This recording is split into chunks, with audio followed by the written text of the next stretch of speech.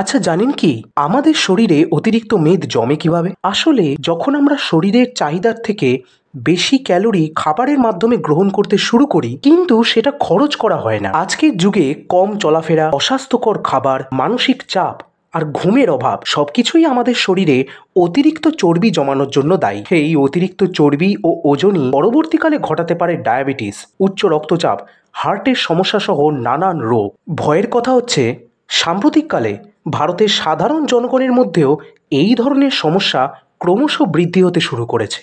ভারত সরকারের নিজস্ব সমীক্ষা অনুযায়ী ১৯৯০ থেকে ২০২২ সালের মধ্যে ৫ থেকে ১৯ বছরের বাচ্চাদের মধ্যে ওবেসিটি বা স্থূলতা ২ থেকে বেড়ে প্রায় ৮% হয়ে উঠেছে। বয়স্কদের মধ্যে এই হার প্রায় ১৬%, আর মহিলাদের জন্য এটা আরও বেশি। তাই ওজন নিয়ন্ত্রণ করতে সকলের প্রয়োজন সুষম খাবার, নিয়মিত ব্যায়াম আর পর্যাপ্ত ঘুম।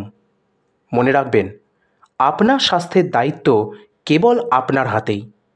তাই সুস্থ থাকুন, সচেতন থাকুন আর এরকম মজাদার তথ্য জানতে হলে প্রভৃতিকে সাবস্ক্রাইব করুন।